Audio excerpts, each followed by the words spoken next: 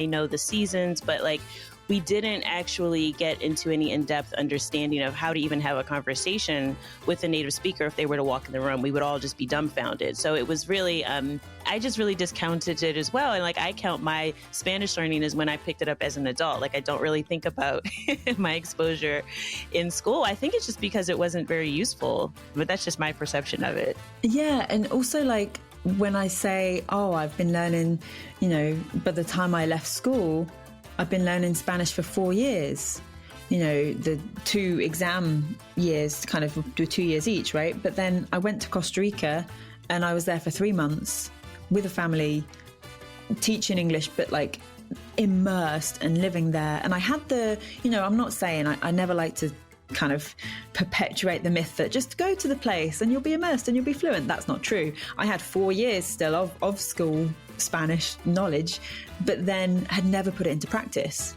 And I think that's the thing, like you're saying, it's so kind of almost artificial in a classroom. I think there needs to be like a combination, doesn't there, of both?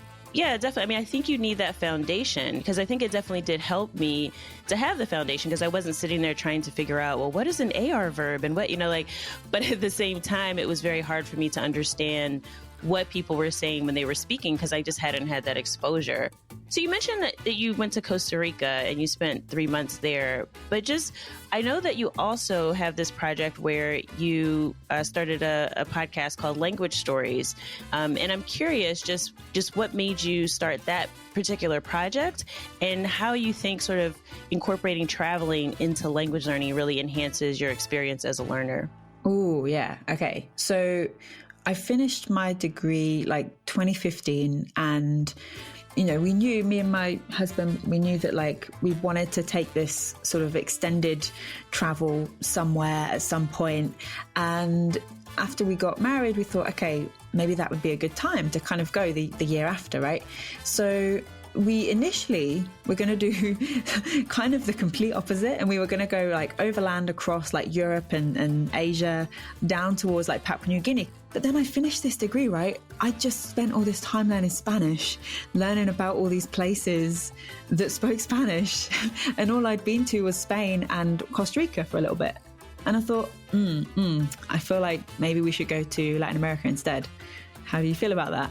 My husband's like, yeah, sure, it's fine. We can do that. I can learn some Spanish. It'd be easier for him to learn one language a little bit rather than us both trying to battle with multiple languages.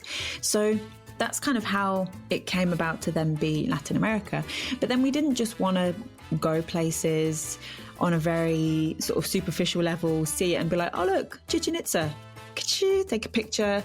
Oh, look, there's someone playing a guitar on the street in Cuba. Photo, done. None of that felt like if this was going to be a thing, this was going to be a thing, right? And so one of his big passions is filmmaking. Like his whole kind of background is in like filmmaking and stuff. And obviously with me, it's language. And so we thought, well, how could we combine this? Let's make a documentary series about languages, as you do. What else would you do for your honeymoon, right? Exactly. So we kind of, I sat down and I knew that in my dissertation for the Spanish, I'd written about Spanish living alongside languages in different parts of the world. So Spanish in the US alongside English, in Catalonia with Catalan, and in Paraguay with Guarani. I never knew, that was the one like I knew the least about, right? I'd been to Barcelona, I'd been to the US a little bit, and there's obviously so much more US culture that kind of permeates over here than there is Paraguayan. I knew so little. And so that was kind of intriguing. I thought, well, I know there's that going on there. And I know from like kind of basic history knowledge that there were Aztecs up there and there were Incas down there. So there must be some language stuff going on beyond Spanish, right? And beyond obviously Portuguese in Brazil and other official languages, of course, too. But the more that we looked into it, the more interesting it became. And I'll be honest, like at the very beginning when I thought, okay, we're going to travel down and this whole kind of continent plus, essentially, because we spent a lot of time in Central America as well, I was worried that each episode was just going to end up telling the same story of this is an indigenous language that was spoken here, the Spanish came, and now it's crushed. you know? I was really worried it was just going to become that, and it didn't, because, well, Guarani is a very different example, but then also everything else that we covered in their own right was so unique, and the people that we spoke to, and it really just made us enjoy the whole places. Like everywhere that we went just felt, everywhere that we went and made an episode, you know, felt so much deeper, that connection that we got from being there and from doing that, than just places that we had kind of passed through a bit more kind of quickly or en route, you know, like Panama, for example. We just spent a week in Panama City kind of hanging out before we went to Galapagos. But Panama, I don't have as many memories of as I do, for example, Mexico, you know, where we made one episode in Mexico.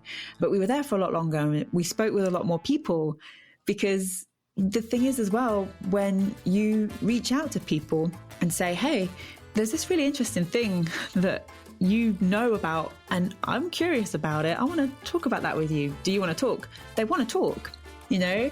It's not like English or Spanish where it is just like, oh, you speak English, can we talk about that? Well, loads of people speak English, but when there are languages like this with smaller numbers of speakers, and you show interest and like an open kind of curiosity there, people are willing to share that and are so generous, you know, with their time, that it's just wonderful and really inspiring. Wow, you know, it's interesting you talk about just how open people were to talking about their culture and their experience. I think you really do change the dynamic when you travel to a place and you're then immersed in their culture, versus if you were to invite someone to speak with you and it was sort of on your terms, or, you know, they were in your own country. You're sort of in this position, I don't necessarily want to say of power, but you're definitely in this position of comfort where like you're sort of in your sort of home zone, so to speak, and they have to adapt to you and adjust, versus you really going there to where people are and saying, hey, would you like to talk to me? I think that really does shift the dynamic, not just in their willingness to talk, but also in what type of responses you get, right? Because people, I think, are much more comfortable and much more fluid when they're just in their own environment, right? And being able to talk to you, and especially when you show genuine interest, because people can really feel that. So I think that's really cool that you guys were able to take that trip. How long were you traveling in total? In total, I think it was just shy of a year, like 11 months maybe in total. But you're right, because even the third series we were going to film last year, and it was going to be about the UK. And obviously we couldn't do that. Even to travel in the UK, we weren't allowed. And so we had to kind of postpone that. But still, it's the same thing of like, it is power, I think. Like I'm, especially in the UK, where being an English person, like half of my kind of heritage is Scottish, but I'm born and raised in England. So being an English person, to go and speak to someone about Scottish Gaelic or Welsh or Manx, for example, where it's English that has essentially driven these languages to the edges of the Isles, you know, I need to be going